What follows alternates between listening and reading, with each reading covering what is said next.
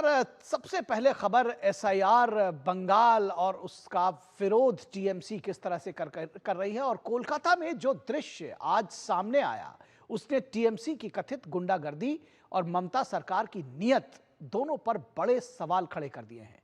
बार बार सुरक्षा चेतावनी के बावजूद मुख्य निर्वाचन अधिकारी की गाड़ी पर हमला किया गया। सड़क पर बैठकर रास्ता रोकना, यह विरोध कम और संगठित दबाव की राजनीति ज्यादा दिखी। जब चुनाव आयोग एसआईआर की प्रक्रिया को पारदर्शी बनाने में जुटा है, तब बंगाल में हो रही यह अराजकता बताती है कि टीएमसी का विरोध सिर्फ राजनीतिक एजेंडा भर है।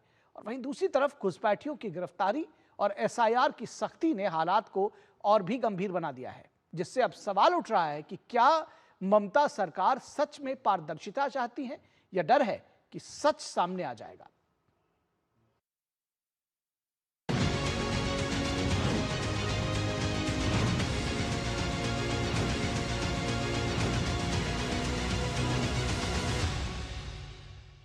पहले से ही एसआईआर के विरोध में उतरी टीएमसी सरकार के मंसूबों की सच्चाई शनिवार को उस समय सामने आ गई जब अचानक कोलकाता में एसआईआर का विरोध कर रहे टीएमसी समर्थक बेकाबू हो गए। चुनाव आयोग द्वारा बार बार कहने के बाद भी चुनाव अधिकारियों की सुरक्षा में चूक ने एक बार फिर ममता सरकार और प्रशासन की कलई खोलकर रख दी। बार बार आगाह करने के बाद भी कोलकाता पुलिस चुनाव अधिकारियों की सुरक्षा सुनिश्चित करने में नाकाम रही। बेकाबू हो चुके तृणमूल पार्टी के समर्थकों ने मुख्य निर्वाचन अधिकारी मनोज कुमार अग्रवाल की गाड़ी पर हमला कर दिया और सीईओ की गाड़ी को रोकने के लिए वे सड़क पर बैठकर विरोध प्रदर्शन करने लगे और धीरे धीरे पूरा माहौल तनावपूर्ण हो गया। ये जो तस्वीर देख रहे हैं ना, चुनाव आयोग के बाहर 6 दिन पहले भी ये तस्वीर था और 6 दिन बाद 2 चिट्ठी चुनाव आयोग की तरफ से कोलकाता पुलिस और स्टेट पुलिस को दिया गया। उसके बावजूद जब स्पेशल रोल ऑब्जर्वर मीट करने को कलकत्ता आए, कलकत्ता में जो मीट हुआ उसके चलते वही 6 दिन पहले जो तस्वीर था, 6 दिन बाद भी वही तस्वीर देखने को मिला।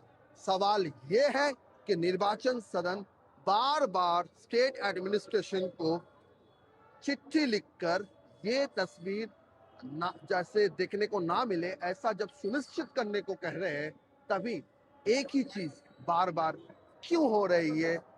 आपको बता दें कि इससे पहले शुक्रवार को टीएमसी नेता डेरेक ओब्रायन के नेतृत्व में टीएमसी डेलीगेशन ने चुनाव आयोग से मुलाकात की थी, जिसके बाद आयोग ने सिलसिलेवार तरीके से उनके सवालों का जवाब दिया था।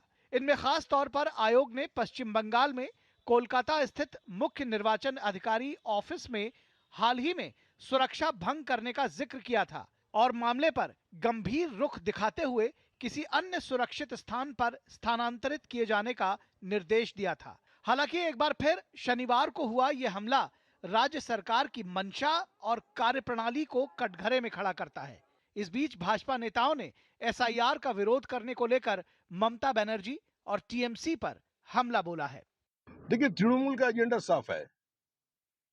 जो इस पृथ्वी का माया त्याग दिया, ऊपर चले गए, उसको भी वोटर लिस्ट में रखना, बांग्लादेशी मुस्लिम घुसपैठिया रोहिंग्या इनको लेकर चुनाव करना, इन लोगों को लेकर के चुनाव करना ही ममता जी का एजेंडा है। और हमारा एजेंडा है डिटेक्ट, डिलीट एंड डिपोर्ट। 4 तरीके से नाम वोटर लिस्ट में नहीं रहेगा। एक डेड वोटर, एक डबल ट्रिपल एंट्री वोटर, तीसरा फेक वोटर, चौथा बांग्लादेशी मुस्लिम रोहिंग्या घुसपैठिया। जो हिंदू आया है वो शरणार्थी है, वो सीएए में अप्लाई करे, उनका सिटीजनशिप मिलेगा, वोटर तालिका में नाम भी रहेगा। और जो बांग्लादेशी मुस्लिम घुसपैठिया है वो भारतीय नागरिक नहीं है, उनका नाम नहीं रहेगा। वहाँ सबसे ज्यादा बोगस वोटर है, वो इसलिए उन लोग विरोध कर रहे हैं। वहाँ सारे बांग्लादेशी ज्यादा है। मैं बात आप बता रहा हूँ, जो जितना डर रहा है, कोई कुछ किया होगा तभी डर रहा। कहाँ डर रही है वो? उनको नहीं, उनको इसको ट्रांसपेरेंसी के साथ करना चाहिए। वहीं दूसरी ओर पश्चिम बंगाल में एसआईआर की दहशत के चलते घुसपैठिए लगातार वापस बांग्लादेश लौट रहे हैं। इस बीच पुलिस ने भागने की कोशिश कर रहे 12 बांग्लादेशी घुसपैठियों को गिरफ्तार कर लिया है। इस्लामपुर थाने की पुलिस ने मुर्शिदाबाद के गोपालपुर गांव में गुप्त सूचना के आधार पर दबिश दी थी, जहां दस्तावेजों की जांच करने पर पता चला कि 12 लोग इस देश के नागरिक नहीं हैं, ये सभी चोरी छिपे इस देश में दाखिल हुए थे।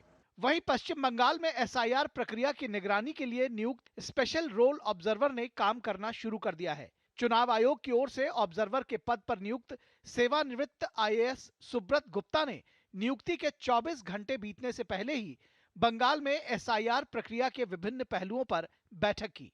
इस बैठक में सीईओ मनोज कुमार अग्रवाल भी मौजूद रहे।